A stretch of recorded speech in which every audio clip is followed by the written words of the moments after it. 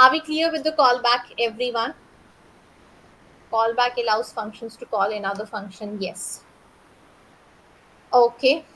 Then in that case comes your next question. Who is going to explain me array destructuring and object destructuring?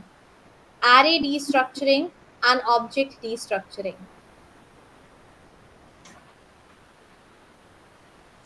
Array and object destructuring. Come on. I knew Man will always be there for every single question.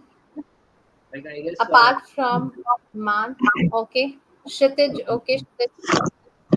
I think array destructuring and object destructuring we can use for whenever we need certain elements for our how can I say, like when we want to store some values inside a variable, so we can pass the name of that particular array. Like there are different, like in object destructuring, we need to pass the name of that property, and to change the property name we can use like colon, I guess. I'm not sure, I forgot actually.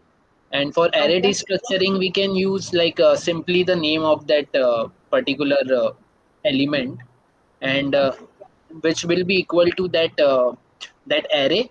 So it will also act as a, like we can use array destructuring and object destructuring in react js and all. So I'm like I'm just guessing it. Yeah. Okay. Okay. Yeah. But explanation has to be modified, yes, because it was confusing in the beginning. But I would like to hear it from someone else apart from Man. Man is answering so many questions. People, come on. Where are the rest of us? Dhaval, Pooja, would you people like to try? Come on, at least give it a try. See, Kshitij also tried, right? He mentioned that he's not sure of a few things, but he at least tried answering it, contributing to something here. 30 plus people on the call, nobody is volunteering to answer. Then why are we here in this session, guys? Okay, we have again Vipin volunteering. No new people then?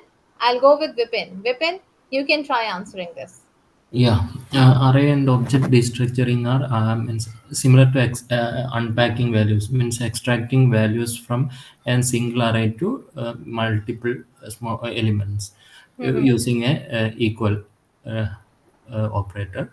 So if you want to unpack an array of 1 2 3 or something, we can assign that array to small elements like a b c, so that we will get all the values in the left side of the value in the values itself.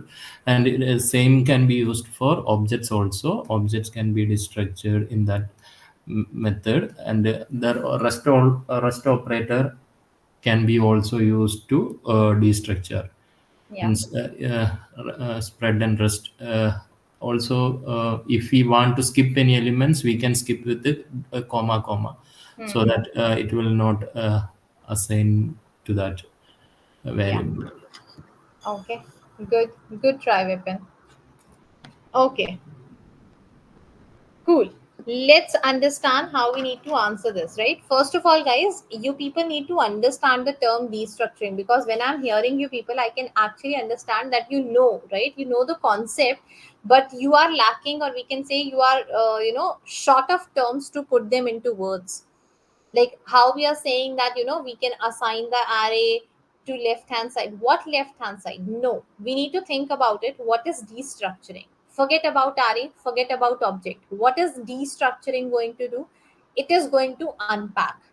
Now if I'm talking about array, what we will unpack? Array hold elements inside it. So what will it unpack? It will unpack your elements. But what will it do after unpacking them?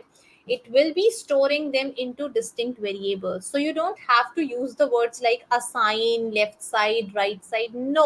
No need to mention we'll have variables, we'll have names of the property, nothing.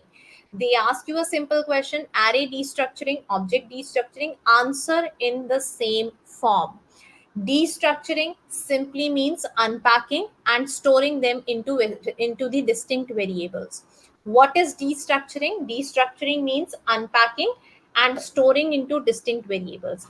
Now, I am applying this destructuring on an array. So, what array holds? Elements. So, what will destructuring do? It will unpack the elements and store them into distinct variables. And it will be doing that in a single statement, right? In case of object destructuring, we apply destructuring to object. Ma'am, object hold properties inside it. So now destructuring will unpack the properties into distinct variables. That's done again in a single statement, right? Now, the second thing we have to remember is that in case of array destructuring, right, there is no cases of same variable name or different variable name. Why? Because it works by matching the position of elements. We learned elements, right? Elements are indexed in an array. So, array destructuring simply works by matching the position of elements in an array with the position of variables. If you don't want to extract any value out, skip that particular position by leaving an empty space, right? In case of object destructuring, it matches the variable with the same name as that the property of your object. Now, if in case you would like to have a different variable name, we have already discussed the syntax. You will be providing a mapping through key name referred by variable name, that is key name colon variable name. So please make sure whenever it comes to answering array destructuring or object destructuring, you are including 2 points at least. First, that what array destructuring will do, it will unpack elements from an array and store them into distinct variables. Second, how does it works? It simply works by matching position of elements with the position of variables in the destructuring syntax. In case of object destructuring, it will unpack the properties, store them into distinct variables. Now, in case of object destructuring, it is going to match the variables with the same name of the properties. If we would like to have different variable names, then destructuring syntax changes a bit, wherein we will have to specify which key will be referred by which particular variable. This is what you need to explain when it comes to array and object destructuring. Does that make sense to everyone? Is this now clear to everyone? Yes, Rishikesh. So object doesn't matter and object matters in case of array. Yes. So these in case of objects, we have discussed that in case of objects, how does it works? It works by matching the variable name with the property name, right? And do you remember we discussed that in case of objects, by default, we try to keep the same variable name as that of the properties. So that is exactly what this point covers. In case if you would like to have different variable names, then you have to specify the mapping there. That is the destructuring syntax changes a little bit, that now you will have to specify which key will be referred by which variable. So let's say if there is a key in the object called age, I'll have to specify in the destructuring syntax now that age colon variable 1. That variable 1 is going to be taking values from the property age. That is exactly what we discussed in case of your objects, that it will be working by matching variable names with the properties. So by default, we try to keep them same. Okay, cool. In that case, let's have a quick break here. It's almost 1 hour. So it's 9